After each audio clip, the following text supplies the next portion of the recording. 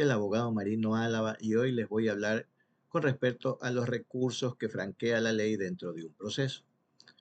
Estos recursos pueden ser horizontales o verticales. Los recursos horizontales los resuelve el juez de aquo, el juez que está conociendo la causa. Normalmente el recurso horizontal se utiliza cuando las resoluciones o sentencias son oscuras o cuando falte por resolver algún tipo o algún punto controversial en la demanda. También sirve para corregir un error judicial, un error de escritura, corregir los nombres, citas legales o errores de cálculo numérico. Dentro de estos recursos horizontales se los puede presentar por escrito o de forma oral dentro de una audiencia preliminar al auto interlocutorio. Vamos a hablar de la presentación escrita del recurso horizontal.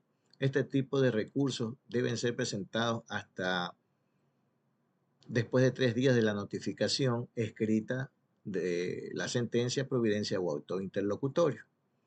Este tipo de recursos deberán presentarse debidamente fundamentados por escrito y la fundamentación deberá expresar con claridad y precisar las razones que sustentan dicha petición. En caso que la petición no esté debidamente fundamentada, el juez u operador de justicia las rechazará de plano.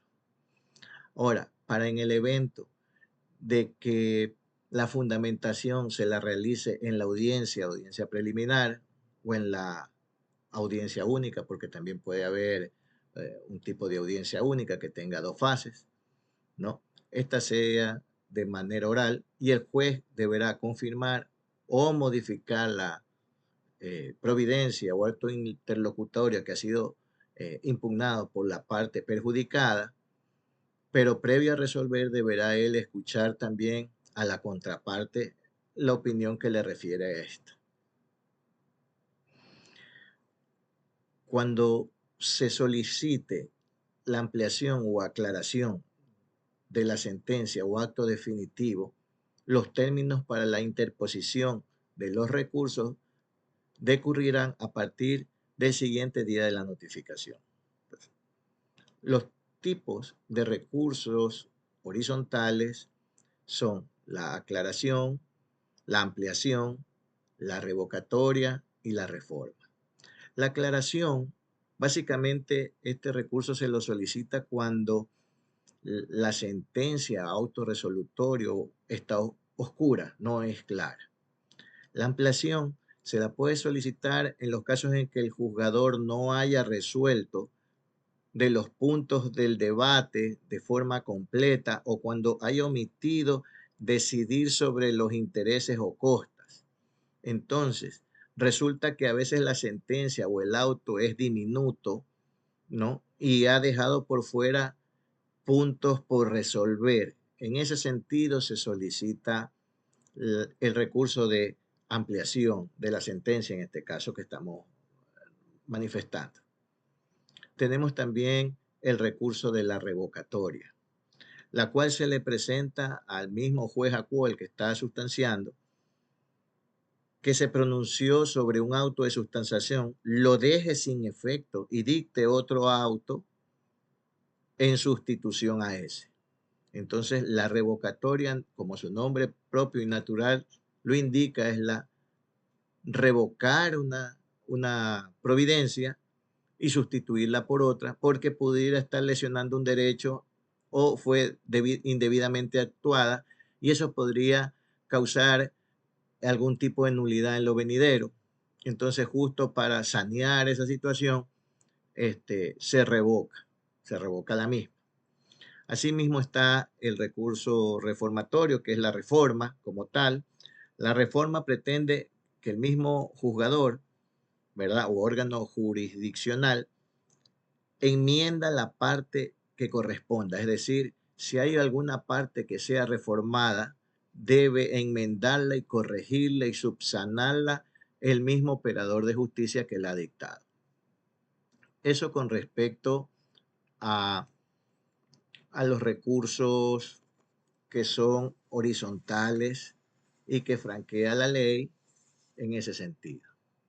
Ahí tenemos los recursos, pues, verticales, ¿no? Que estos, pues, ya los ve no el juez de primera instancia, sino el de segunda instancia, que está el recurso de apelación, que procede en los siguientes casos. Por ponerle un ejemplo, de la resolución que declara la prescripción de la pena, del auto de nulidad, del auto de sobreseimiento, si es que haya existido acusación fiscal, de las sentencias también, de la resolución que conceda o niegue la prisión preventiva, siempre que esta decisión haya sido dictada en la formulación de cargos o durante la instrucción fiscal. Asimismo, como de la negativa de la suspensión condicional de la pena. En estos casos procede el recurso de apelación. Tenemos el recurso de revisión. El recurso de revisión podrá proponerse en cualquier tiempo. No hay límite de tiempo para la proposición de un recurso de revisión ante la Corte Nacional de Justicia después de ejecutoriada la sentencia condenatoria por una de las siguientes causas. Si se comprueba la existencia de una persona que se creía muerta, si ha habido casos en que declaran una persona fallecida y resulta que inscriben en el acta de función la persona que falleció y resulta que como no la pudieron identificar de la forma idónea o el procedimiento para hacerlo no fue el correcto, resulta que esa persona está declarada legalmente muerta, pero al tiempo aparece y pues se va a pedir el recurso de revisión para arreglar esta situación jurídica de la persona.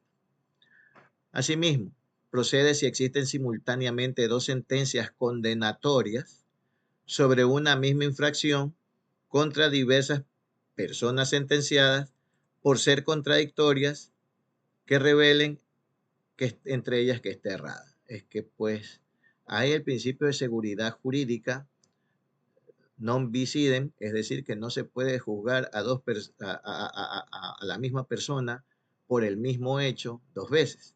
Si ya una persona fue sentenciada porque robó a una entidad en particular cierta cantidad, tal fecha, tal día, por el mismo hecho, y ya hay una sentencia condenatoria, no puede existir otro juicio exactamente igual con los mismos sujetos procesales a la misma hora y por el mismo delito o por la misma acción. A eso se refiere el segundo numeral que acabo de indicar. Si la sentencia se ha dictado en virtud de documentos o testigos falsos o informes periciales maliciosos o errados. Y es que sí, suele suceder a veces que hay informes periciales que no han cumplido la debida formalidad o lo han hecho o errado o a propósito con tal de beneficiar a una de las partes procesales. De descubrirse aquello, pues tiene que haber el recurso de revisión porque inclusive pues hasta en los temas de la prueba, cuando se viola la debida cadena de custodia, también existe una nulidad porque resulta que se vicia el procedimiento y se atenta a la seguridad jurídica y al bien protegido que es la tutela judicial efectiva y el debido proceso. La revisión solo podrá declararse, el recurso de revisión solo podrá declararse en virtud de nuevas pruebas que demuestren el error de hecho de la sentencia impugnada. No serán admisibles los testimonios de personas que declaren en la audiencia de juicio. La interposición de este recurso no suspende la sentencia, es decir, que hasta que el proceso no llegue a su sentencia del recurso de revisión, se mantendrá los efectos que han sido, los efectos jurídicos que han sido emanados por la sentencia que le antecede. Asimismo, tenemos otro recurso vertical, que es el recurso de casación. El recurso de casación es de competencia de la Corte Nacional de Justicia y procederá contra las sentencias siempre que se haya violado la ley y por contravenir expresamente a su texto, ya por haber hecho una indebida aplicación de ella o por haberla interpretado. No son admisibles los recursos que contengan pedidos de revisión de los hechos del caso concreto ni valoración de la prueba. Es decir, que el recurso de casación como tal ataca a la violación de la ley, mas no se centra en analizar eh, los hechos fácticos, o sea, los hechos que han sido declarados por las partes, no entra a revisar esos hechos, ni tampoco la valoración de las pruebas que ya han sido evacuadas en el momento y practicadas en el momento procesal oportuno. Es decir, el recurso de casación lo que es un filtro o examen de legalidad sobre el cual se ha despachado o tramitado un proceso. Tenemos también el último y el cuarto recurso vertical, que es el recurso de hecho. El recurso de hecho se concederá cuando el juzgador o el tribunal niegue los recursos oportunamente interpuestos. En este caso puede ser que haya negado el recurso de casación, entonces presentamos el recurso de hecho. Como un ejemplo lo señalo. Este recurso de hecho, habiendo sido negado por decirle a ustedes el recurso de casación, este recurso de hecho se propondrá a los 3 días posteriores a la notificación del auto que haya negado el recurso que antecede o el que haya solicitado, pero bajo las siguientes reglas. Interpuesto el recurso, la o el juzgador o tribunal remitirá sin ningún trámite, es decir, no media ningún tipo de análisis, no tiene que entrar a analizar nada. Simplemente remitirá sin ningún trámite el proceso al superior. El superior convocará audiencia para conocer sobre la procedencia del recurso. Y si éste es aceptado, se tratará el recurso ilegalmente negado. Es decir, este recurso de hecho se aceptará para revisar la ilegalidad de la negación del recurso que le antecede o el recurso anterior que fue negado. En ese sentido, si es aceptado, como he dicho antes, por parte de la Corte Nacional de Justicia, en caso de proceder este recurso de hecho, comunicará al Consejo de la Judicatura para que sancione a el juzgador o a el tribunal que ilegalmente haya negado el recurso. Y si el recurso de hecho ha sido fundamentado o infundadamente presentado, se sancionará al abogado de la parte proponente y esto no suspenderá los plazos de prescripción y acción de caducidad y de prisión preventiva si es que fuera ese el caso. Entonces, en este sentido, en el recurso de casación, el juez puede ser sancionado, el tribunal puede ser sancionado en caso de que lo haya negado ilegalmente, obviamente, y en caso del abogado de la parte patrocinada o proponente de la acción que lo haya no fundamentado o lo haya hecho ilegalmente, también será sancionado como tipifica el referido texto. Hasta ahí mi intervención. Gracias.